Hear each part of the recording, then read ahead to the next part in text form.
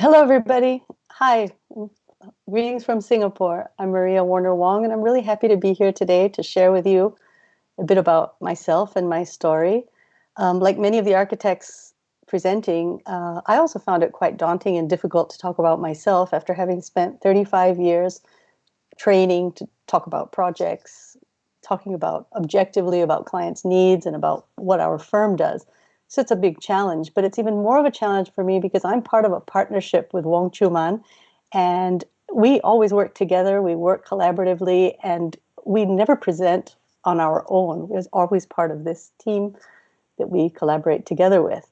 So this is my first time talking about myself, and I'm very grateful for the opportunity to do so, and very happy to be here with Richard Hassel. So I'll start to share with you a little bit about my story. Oops, sorry, wrong slide. This phrase is something that often comes up when I describe myself, and as I talk about myself personally, I realize that it's really much more relevant.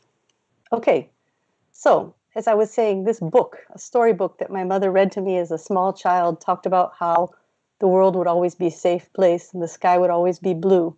I was a very curious child, and I think that story and many of the stories that I heard as a child really started intriguing me and filling my interest and curiosity in nature. So, as a curious kid, I spent a lot of my time in the garden, and my parents tell me that even when I was very, very young, I had an affinity for tiny things, little flowers and details and things about nature, which kind of reflects a bit on the way I see and the way I see the world, because I have always been very focused on small things and details, and I've always been very much enamored of nature. And you can see in these images of me, in the first year of my life, I moved 3 times from Australia to the United States and then to Mexico. And my family lived in Mexico for 22 years, and I was raised there. I was in a small family with one brother and one sister, and we didn't have any extended family in Mexico when we lived there. So we were very much a unit. My parents were very fun and exciting people. My father was an international businessman who worked and founded a company called Sabritas, which made snack foods for Pepsi Cola. On the weekends and during the holidays, we traveled together to a lot of regional campsites, natural destinations. We really got to know Mexico in the 1960s, in a time when it was unspoiled and very, very beautiful and very safe. It was actually a very wonderful place to live. And I was very close to my brother. I have a sister as well who was a bit older. But living in Mexico in the 1960s and 70s, I think it was a really exciting time.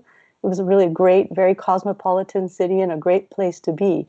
This picture on the right is a house that we lived in. It was a very, very old house, and we rented it. And the house came with the people who cared for the house and the garden, and they looked after it, and they looked after us. And it was a really wonderful place to live for a very long time. When I was in my early teens, I always say architecture chose me. I didn't really choose to be an architect. There had never been an architect in my family, and it just occurred to me as I was caring for a member of our household who was going to retire, a lady who'd been working as a helper. She was going to go home and she needed a home to live in, and I said, oh, maybe I can make a home for you. So I started drawing, and that was when I decided to be an architect.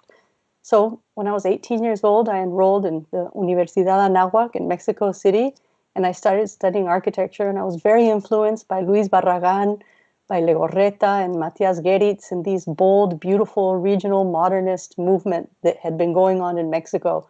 It was a very beautiful work that was done in the 60s and 70s, and I was starting my education in the 80s, so we had great influences. But my family moved to California just a year and a half into my education, and I had to move architecture schools, which I did many times. So I moved to the University of Southern California, where I had wonderful professors like Panos Koulermos and many others. A lot of Greeks, actually, coincidentally, were in California at that time. They had a strong European influence on our education. One of the first places that we went as students was to the Salk Institute on a field trip in the beginning of second year. And actually, that's when Schumann and I first met. And we were really inspired and moved by this place, which has continued to influence me and have a very deep impact on my life since then. I lived nearby. My family lived in La Jolla, California, and every time I drove between the university and my family's home, I always stopped. So I've been there hundreds and hundreds of times, and I've spent lots of time there contemplating. But soon after I got to California, about a year later, I managed to enroll in a program in Florence because I didn't really want to live in the United States. I wanted to travel. So I enrolled at Syracuse University's architecture program in Florence, where I did a semester, and then I stayed on and went to study in Rome. So I ended up spending quite a significant amount of time in Italy and learned to draw and really study history. But when I came back, that was when Schumann and I really kind of started to develop beyond our friendship, beyond our architectural discourse. Our relationship began, and we traveled a lot in California, experienced the landscape of Southern California, and really grew to love the environment around us and realized that it was the wilderness and nature that inspired us most. It was something we had in common. We were influenced, of course, by Kahn and Corbu the most, like most of the people in our generation. Our professors taught us about classical modernism and Frank Lloyd Wright and Scarpa. Schindler probably was the one I was most interested in of all. And I also was very interested in phenomenology, Gaston Bachelard's Poetic of Space, and eventually it was the book Natural Capitalism by Amory Lovins that had the biggest impact on my career because it introduced me to sustainability. A year later, we ended up at the Graduate School of Design at Harvard, where we were very much influenced by our professor, Tadao Ando, who taught us a studio. But we also took a landscape studio and it changed our perspective on architecture in a way that I think you would see as a differentiating factor throughout our career, because landscape plays a very important part in our work. And it may have begun here on a traveling scholarship that Schumann was given by the Harvard Club of Singapore to go to China and study Chinese gardens. We went to China for a month and traveled from the north to the south of the country and experienced this gigantic country and all of its subcultures and all of the landscape and garden, traditional classical gardens of China. Very inspiring. And during that visit, we went to Singapore as well, briefly for a couple of weeks, where I saw Singapore and met Schumann's family for the first time. And I decided the day I arrived in Singapore that I could live here. I loved it immediately. I could tell I was going to like it. And it wasn't the modern city that interested me, but it was really the vernacular culture and the landscape. Being in a garden city like Singapore is something that you experience viscerally. Anyway, we went back. We finished our studies at Harvard, and we went back to our favorite place, the Salk Institute, and that's where we were married. So that was a very exciting moment in our life. But the next day, the day after our wedding, we flew to Japan to look for a job. And we ended up living in Japan because in grad school, we were very influenced by the architecture that was being built in Japan at that time by Maki and Taniguchi and Ando. And we felt that Japan was the best place to start our professional career in terms of learning how to build, how to be professionals, and how to work in Asia, because our studies directed us really toward a more Asian-focused interest and away from the Eurocentric education we had received. So we lived in Japan. We traveled on weekends, worked incredibly hard during the week, and our influences, this architecture that was going on around us, was what we went to spend lots of time experiencing, learning how it was built, learning about the tectonic aspects of it, the construction of it, and we're very, very inspired by what was going on in Japan at that time. But very soon after that, we started a family, and we moved to Singapore at the same time. So our sojourn in Japan, unfortunately, was quite short. But we came to Singapore and we had 2 children. And the same year that we had our first child, I started a firm called Parallax Design, which I ran from home. And I loved living in Singapore. It was a wonderful place to start a family. Schumann's family was here and they welcomed me into the fold. It was a huge family that I immediately became a part of. And I was fascinated by the city and influenced strongly by the garden city concept. The colonial architecture, the Art Deco architecture, and the botanical gardens became my haven. I started going to that botanic gardens very soon after I arrived, and it was one of the places I frequented most.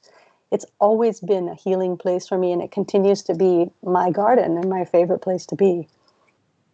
So these were the early influences. You can see from the small photo of the apartment building with a giant tree, we lived in a tiny house under that gigantic tree. And that's where I worked and raised our 2 boys and got to know Schumann's family and even worked on projects that were landscape, interior design, historic conservation. I did all kinds of work at that time. Very little new architecture, actually. There was a lot of renovations and stuff. But as at the turn of the 21st century, we decided to start Warner Wong Design in the year 2000. And at that time, I was walking regularly every day in the reservoirs in the nature reserves of Singapore. This had such a big impact on the core values of our firm and on what we were going to do. And it continues to grow in importance because between the sustainability theory that I had read and what I was experiencing living in a truly green garden city, I came to believe that it was really possible for humans in urban environments to live very connected to nature. And I began to experiment with that through our own home and in all of the projects that I did. I also had an interest in seed pods, which I began to collect right in the late 90s, and until today is a passion of mine. Never exhausts the interest in the seed pods. Now, at the same time, while starting the firm and raising two children, we had two big families, one in Asia, one in North America, and I needed to spend time between the two places with both families, and I wanted to remain connected to my family. So these were the challenges that I faced at that time, to make sure that my children were connected to both families and that I was able to do both, both the work and the family side of it. And in the year 2003, Chuman and I established Wow Architects, which was a development from Warner Wong. The W and W comes from Warner Wong. And we started our Hill Street office in 2003 with a small group, about 6 people, which quickly grew into about 21, 25, 30, 40, 50. It rapidly grew. And through the years, we had different partners, we had different senior associates. The firm was always evolving. And within a span of a few years, it became apparent to me that cultivating the organization and growing a team was really a very, very dominant part of what my job would be. Our work was all over Asia, and Chuman traveled a very fair amount of the time. And that had me back in the office managing the team. So as you can see, the team was growing. We spent more and more time in construction, which actually, construction is what draws me to architecture. It's why I want to be an architect. So I enjoy being on a construction site more than being in the studio, more than anything else, actually. The construction site and the site meetings are actually the most fun part of being an architect to me. So our work started to spread throughout the region. And this is something I feel incredibly blessed and fortunate to be able to share with you, is that throughout the Southeast Asian region and beyond, as far as East Africa and in the Middle East and in India, we had projects coming along, and I had the opportunity to visit the sites and the projects, but not all of the time. Chuman visited all of them regularly, and I would normally go a few times during the course of a project, but it's how I got to know the region, and I felt very fortunate to do that. And our own education continued. We continued to learn by traveling, by lecturing, by attending international events. They were very inspiring. We met people like you. We would go to different countries and welcome different people in Singapore when there were events here. And that really cultivated us and helped us to continue to have the curiosity and to continue growing as people and as architects as well. And throughout that period, I also taught at the National University of Singapore. I taught first, second, and third year design with a focus on sustainable design, and eventually ended up teaching at the Singapore University of Technology and Design, again in the subject of sustainability. So sustainability really over time has become more and more of a passion of mine, to the point where now it's my highest priority.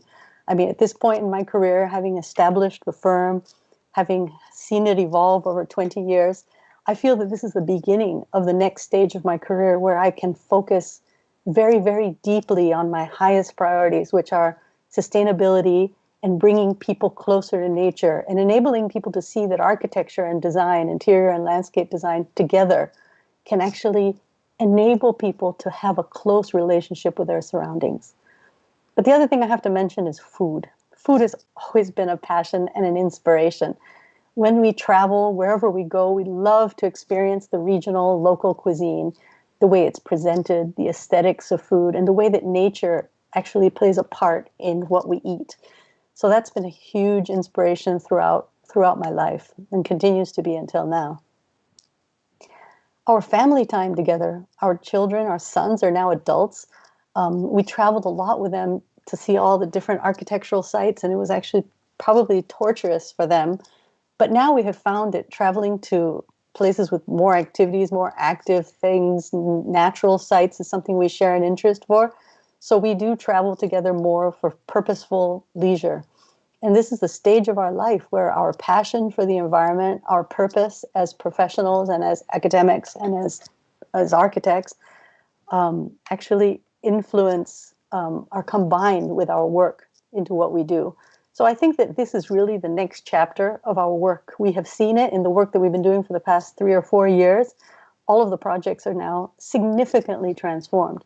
Now, you may think that because we are Singapore-based, we've done a lot of work in Singapore, but the reality is that 90% of our projects are outside of Singapore.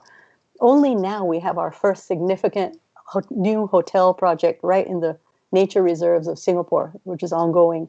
And all of these creatures, which I've gotten to know, especially during COVID while working at home, sitting here at my desk with my camera, all of these have been in our house. You know, we grew a giant garden around our house. It's a very small property, but lots of large trees. And our large trees attract all these beautiful characters who have become part and parcel of our story. So as we continue, all of this aspect of landscape and how it influences architecture and how nature affects people, how wellness really comes from our relationship to our surroundings is something that I'm more passionate than ever about doing in my work as an architect, and ensuring that we demonstrate how design can bring us more in contact with nature, bring us more wellness, bring us more tranquility at a time when we need it more than ever.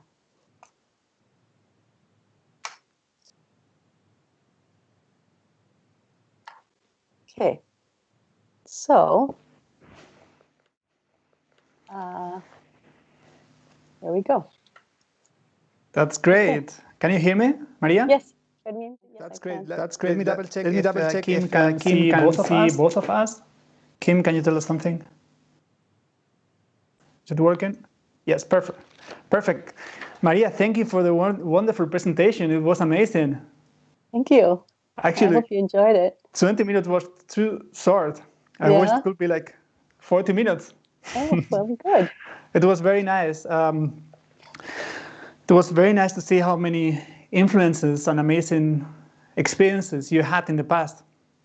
I would like to start with one question regarding your upbringing, because you had such a unique upbringing, and you also shared with us the importance of the family, right? So my question would be, which values would you like to pass to your kids from what you have experienced during your upbringing? Well, I think that it's clear to me that no matter what you do as a professional, at the end of the day, your family is who you are.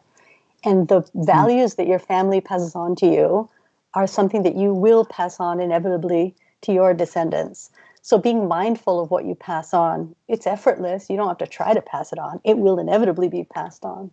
But the values that, I think it's just togetherness, about, being able to rely on each other, being able to count on each other to be there in times of need, and always knowing that we need to, gather and come together for each other in whatever way we need and to support each other.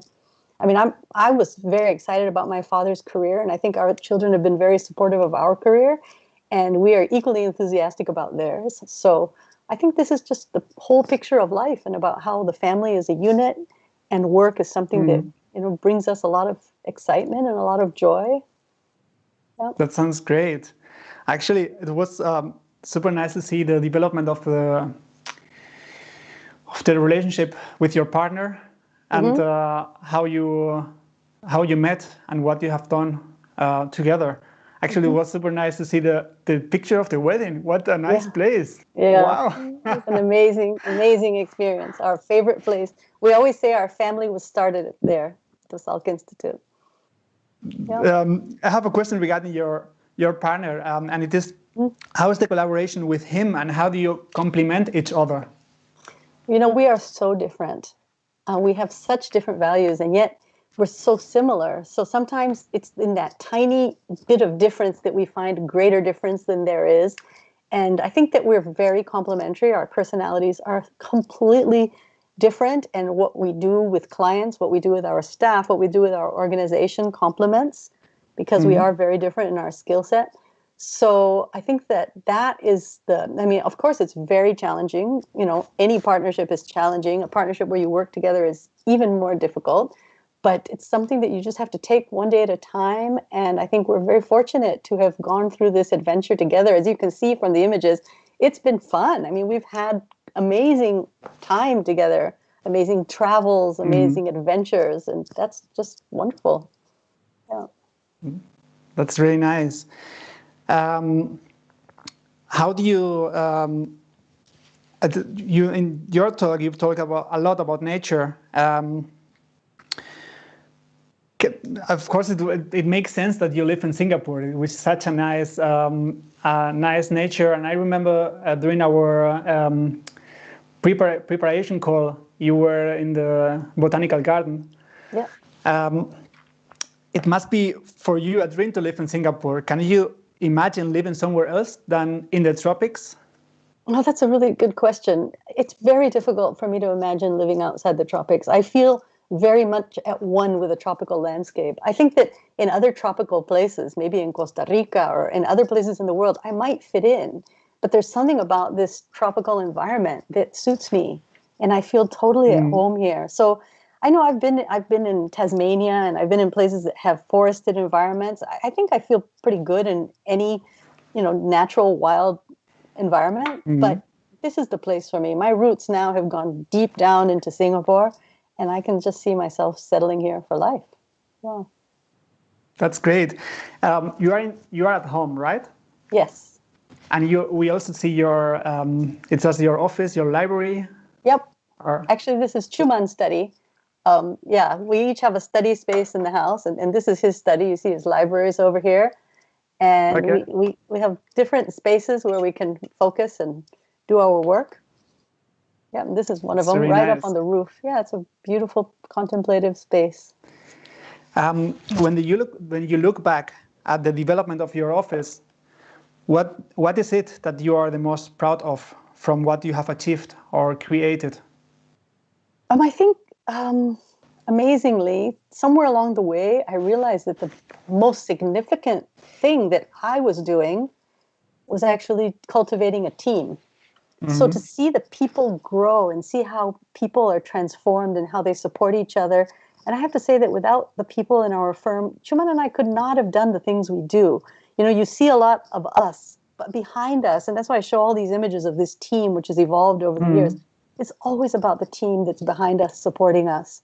So I have enjoyed seeing how people evolve, and I'm super excited to see how people are also influenced by our love of nature. We see how people's own journey, occurs as they grow closer to nature while working together with WOW. So if that's the influence that WOW has on our own staff, it gives us confidence. It will also have on the people who inhabit the buildings that we design. So that's exciting. Actually, in our previous conversation, you mentioned that your life is architecture, but now you are much more interested in nature than buildings. Yes. Does architecture fulfill you? I see architecture as an intermediate layer in reality. So reality starts with the interior and the landscape, and somewhere in between is the architecture. And the architecture has the magical ability to facilitate the spatial experience and the whole sensory experience between the interior and the space and the landscape beyond. So architecture is very, very important. I think it's more important than ever, but I can't ever conceive of it. And I do feel that, I do see a lot of architects who really think of architecture as a standalone element. To us, it can't be. It's always part of a continuum of experience. Yeah. And what is for you the most rewarding of being an architect? The most rewarding thing is to get to see how it affects people's lives. I mean, I've seen the transformation. I've seen people who live in houses that I've designed and how it's changed their whole viewpoint, and their children have grown up. It's really impacted their life. So I think that being able to see how it affects people and see actively how people are more responsive to a natural environment and they're more comfortable with nature because of the building that we designed, it really means a lot to me. I have maybe that nature topic will be a topic for the conversation with Richard. I have one last question, and it is also, I quote you. You said in an interview, I would say it takes 25 years to get good, and what happens between now and 50 years is where it can be potentially great. My question would be, are you enjoying the practice today even more than 25 years ago? Well, gosh, enjoyment is a difficult thing to think about for it, but I enjoy what I do. It's really challenging. I mean, there are a lot of obstacles, not least of which is COVID and the economic situation. And there are always very difficult obstacles. And architecture has changed dramatically, but I'm optimistic that the changes that we're seeing in the world right now, the awakening of the realization that, the need for sustainability is really top priority. I think it's going to lead to great, great changes and great opportunities for architecture and design. So I'm actually excited to see what the next generation. The other thing is, there are hundreds of students that I have taught and hundreds that Richard has taught, and our generation has influenced, with this love of nature and sustainability, a whole big generation of architects. And I can already see, I started teaching 20 years ago. I can see the work and how it's changing. So I think these are going to be very, very exciting times ahead. It sounds definitely exciting. Actually, you have many more exciting projects to finish are coming, right? There are many renderings on your website with projects for the future. There is one question that might be the last one of the interview from the audience, and is, how did you jungle work? How do you manage to balance work as an architect and taking care of the two boys at the same time? Okay, how well, did you do that? I have to say, architecture is always a part-time job for a woman. And a woman, that's why I say it's a marathon. It's not a sprint. This is what Guillermo's taught us.